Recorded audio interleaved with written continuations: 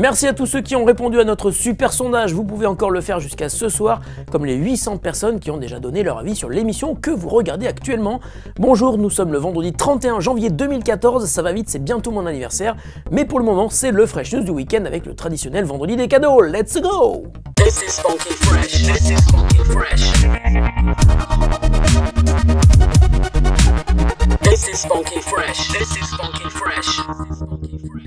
Il y a 4 mois, Steve Ballmer annonçait son départ pour la fin de l'année 2013. Nous sommes le 31 janvier 2014 et Steve n'a toujours pas quitté son bureau, mais les choses semblent se précipiter après un discours émouvant il y a quelques semaines et croyez-moi, pour avoir eu Steve Ballmer comme patron, je vous assure que ça fait quand même quelque chose. Steve est donc sur le point de céder sa place, mais qui va le remplacer? Aux dernières nouvelles, le nom du nouveau grand patron de Microsoft sera dévoilé la semaine prochaine. Il aurait bien entendu déjà été choisi et selon une source proche du dossier qui s'est confiée à Bloomberg, la source, pas le dossier, le prochain CEO de Microsoft est un homme du sérail. Il s'agirait de Satya Nadella, qui officie chez Microsoft depuis 1992. Après avoir occupé pas mal de postes à responsabilité dans la compagnie, il est actuellement patron de la division Cloud et Entreprise. Depuis l'annonce du retrait de Steve Ballmer, une douzaine de noms circulaient, dont celui de Stephen Elop, patron de Nokia, récemment racheté par Microsoft, ou Tony Bates, ancien patron de Skype, racheté également par la firme de Redmond. Élément étonnant, rapporté cette fois-ci par Mashable, plusieurs prétendants à la succession de Ballmer se seraient sentis un peu gênés par le fait que Steve Ballmer et Bill Gates soient toujours présents au conseil d'administration de Microsoft. Et oui, car Bill Gates est toujours là, dans l'ombre, dans le coin, au fond. Et Steve devrait y rester encore un peu. Cette situation aurait eu pour effet d'écarter d'office plusieurs candidats venus de l'extérieur, comme les actuels patrons de Ford et de Qualcomm, eux aussi figurant dans la fameuse liste des 12.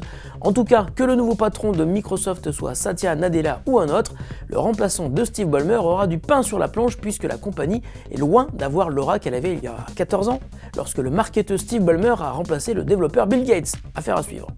Yahoo vient de révéler avoir tout récemment été victime d'une attaque informatique de très grande envergure. La compagnie, dirigée par une Marissa Mayer, qui peine toujours à convaincre et dont les résultats annoncés ne sont pas très bons, a publié hier un billet de blog pour expliquer ce qu'il s'est passé, mais l'a expliqué de manière assez laconique. Sans indiquer la portée de l'attaque, Yahoo a confirmé qu'une base de données hébergée par l'un de ses partenaires a été piratée, que des comptes ont été compromis, des logins et des mots de passe ont été volés. Sur son Tumblr, Yahoo explique que cette attaque a été menée grâce aux efforts conjoint de plusieurs hackers, mais là aussi sans préciser le nombre ni l'origine. Afin de protéger ses utilisateurs, Yahoo a cependant réinitialisé les mots de passe des comptes compromis et a envoyé un SMS aux propriétaires de ces comptes afin de leur demander de créer un nouveau mot de passe en citant comme argument une activité inhabituelle sur leur compte. Tu m'étonnes.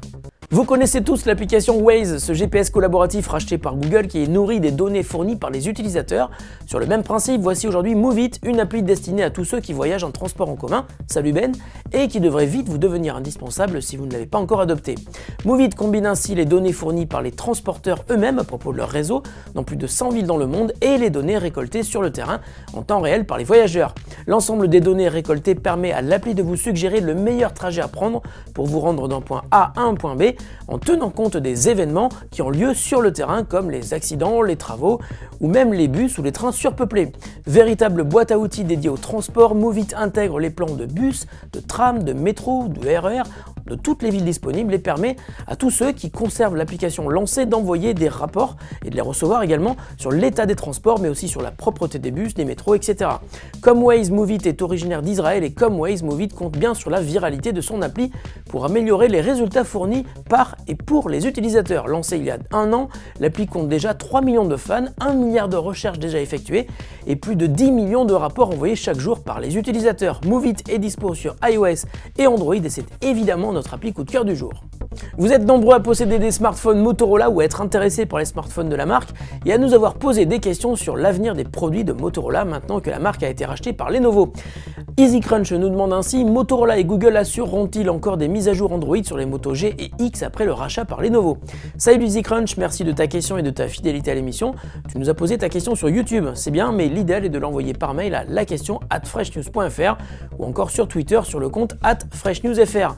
Pour répondre à ta question, sache que si Motorola était jusqu'à maintenant un terrain de jeu et d'expérimentation pour Google, il va désormais devenir un constructeur presque comme les autres. Ainsi, les mises à jour continueront à être publiées, mais sans doute pas aussi vite qu'un smartphone pur Android, comme c'est le cas actuellement pour les Moto X et Moto G, et surtout selon le calendrier choisi par Lenovo. En revanche, la marque Motorola ne devrait pas disparaître, du moins pas tout de suite, peu de chance non plus pour que la surcouche assez moche des smartphones Lenovo débarque sur les Motorola. Ouf. C'est vendredi et c'est aujourd'hui le vendredi des cadeaux. Aujourd'hui, vous pouvez gagner un petit étui rigide pour y mettre à peu près tout ce que vous voulez, mais qui est principalement destiné à y ranger un appareil photo compact. Il vous est offert par la marque TNB et vous pourrez choisir le modèle qui vous plaît entre le rouge grenat, le vert ou le noir. Pour tenter de le gagner, c'est super simple, il faut retweeter le message que le compte @FreshNewsFR va poster à exactement midi et vous aurez tout le week-end pour le retweeter. Tirage au sort lundi, envoi du cadeau mardi, on est comme ça, on perd pas de temps, ça doit filer droit. Fresh News, c'est fini pour aujourd'hui et pour cette semaine, mais surtout ne ratez pas Gamer Express tout à l'heure, ce sera un numéro historique. Salut à tous et bonne journée.